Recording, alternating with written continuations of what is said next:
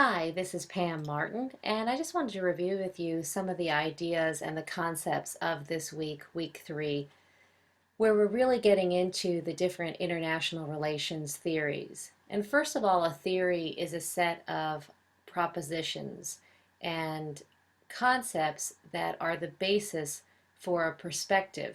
So, why do we use theories? Theories are a larger framework from which we generate a series of hypotheses that are causal statements, X causes Y, that say that there is some relationship between variables and among variables. And so, for example, democracies cause a more peace-loving international system would be the X democracies, the independent variable, causing the Y peace-loving international system, the dependent variable.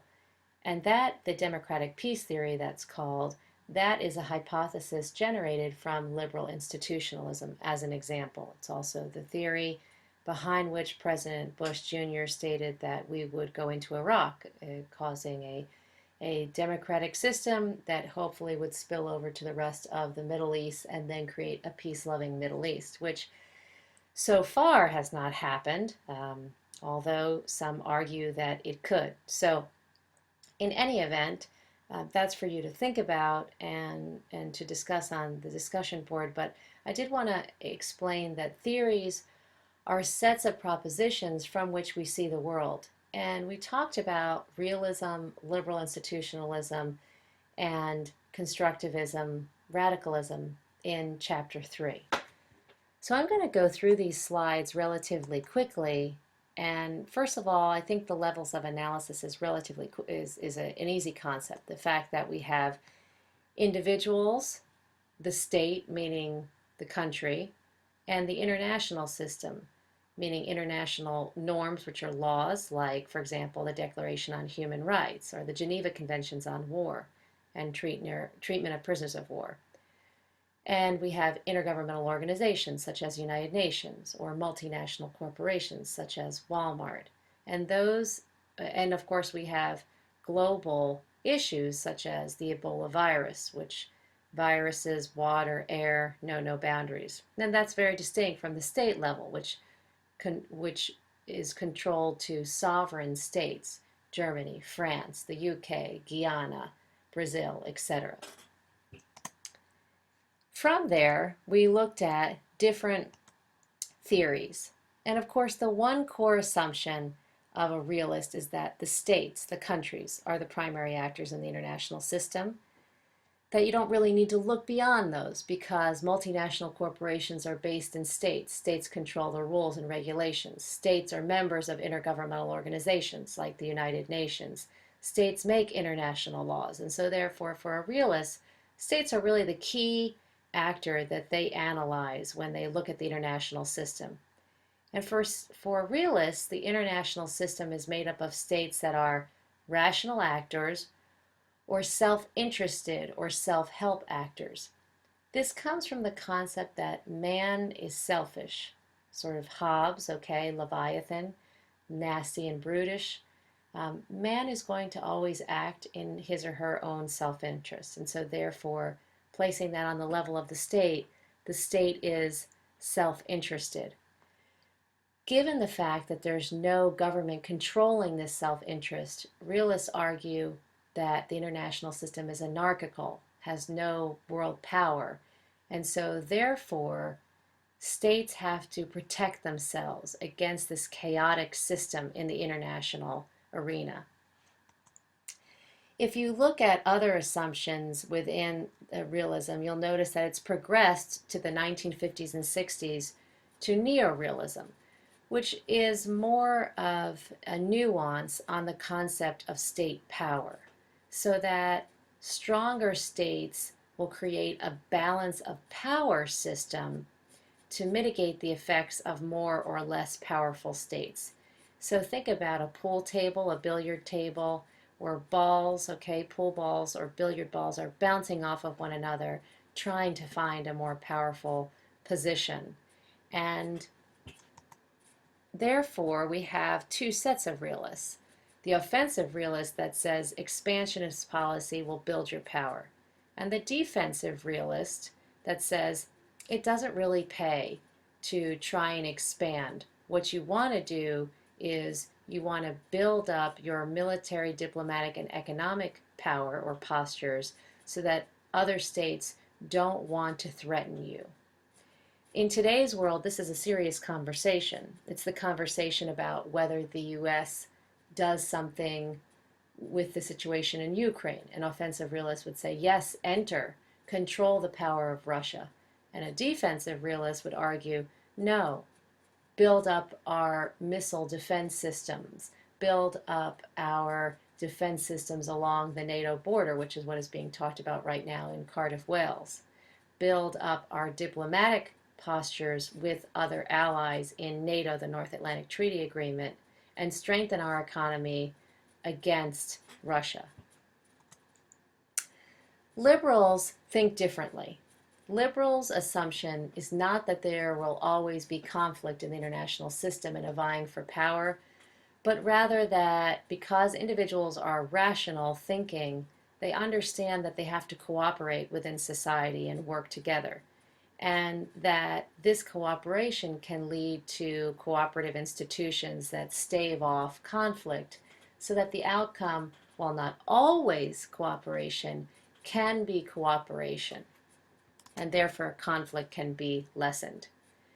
This comes from various thinkers like Montesquieu and Kant, and you can read about this. More prevalent in our reading was Woodrow Wilson's idealism, that war is a subject for the world, not just for one state, and that peace after World War I was the peace not just of the war-torn European Ottoman Empire states, or those that eventually became states, but rather peace was a subject for all nations. And then we have, just like there's neo-realists, there are neoliberals. Very famous from Harvard, Robert Cohane, who's now at actually Princeton, and Joseph Nye, still at Harvard. They, just like the neo-realist, nuance the thoughts on power and cooperation. That cooperation wasn't something that was blindly done simply because there's goodness in everyone and everyone's going to hold hands, but rather cooperation is calculated, it's self-interested, and that cooperation can achieve the goals of a state. And so therefore, once states cooperate, they can learn this cooperative behavior, and it can enhance issues of peace. So for example, the Nuclear Non-Proliferation Treaty, which is something that's really being bantered about right now, how effective is it? For a very long time, for example, all of the Cold War, that Nuclear Non-Proliferation Treaty was a significant pact in the international system not to proliferate nuclear weapons among the major powers. Of course, we had middle powers that we know have nuclear ability now. India, Pakistan, Israel, Brazil has the ability. And so we're wondering, what is the next step in this? What Cohane and Nye and Axelrod argue is cooperation and is in the self-interest of all states, even if some states gain more than others, because no one wants a nuclear war. It would be bad for all states in the international system. And I talked about the democratic peace theory, which is essentially democracies don't fight each other, so therefore sharing democratic norms can spread peace in the international system.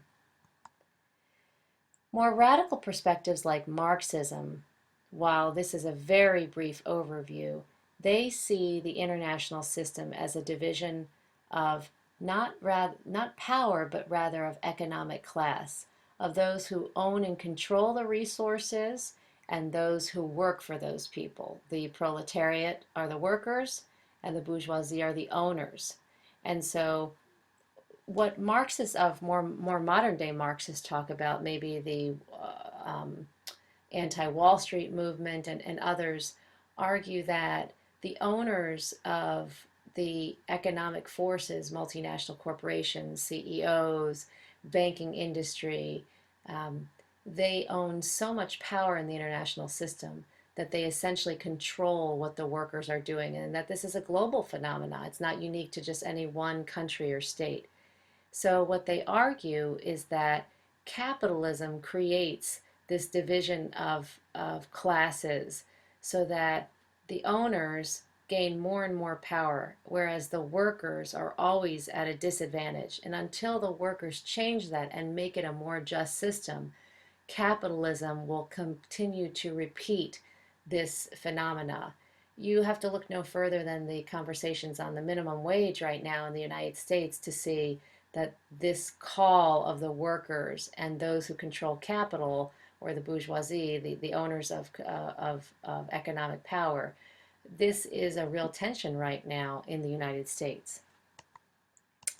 And I won't go on because you can read about these, but I did want to say that when we read for President Obama's West Point speech last week, what you really notice is that President Obama is tilting beyond the liberal institutionalist side towards constructivists, meaning in his speech at West Point, he certainly mentions realism. He talks about interventionism, which is liberal institutionalists.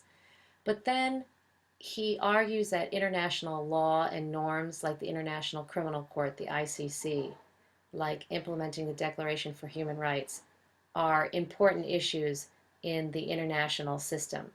And so there you see that President Obama is pushing the concept of norms and ideas of human rights and justice and anti-terrorism, working at social levels to build cooperation on the international system. He is the one president that has taken the theory of constructivism, I would say, more seriously at the international and foreign policy level in the United States. But traditionally, realism and liberal institutionalism have been the primary theories of foreign policy, particularly realism, in the United States for really since the very beginning. I want to go right now to just very quickly to talk about our readings on realism this week and to differentiate between John Mearsheimer, who has recently been writing in Foreign Affairs about the current situation in Iraq and in the Ukraine.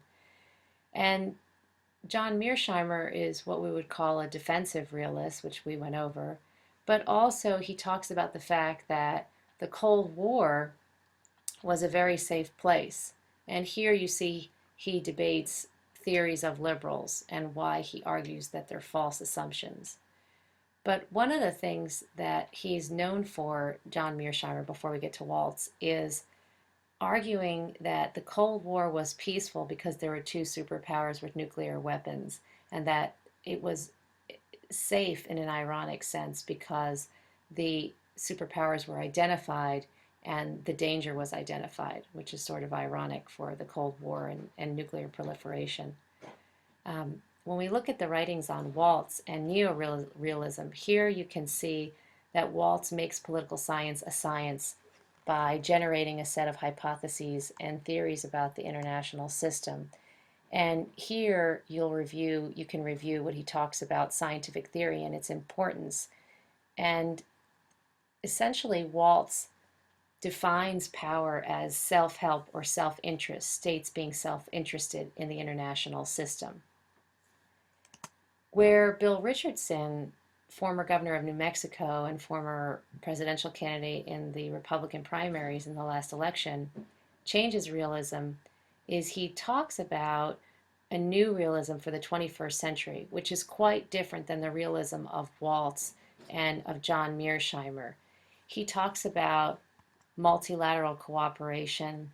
He talks about the interests of other states. He talks about international law and human rights and civil liberties.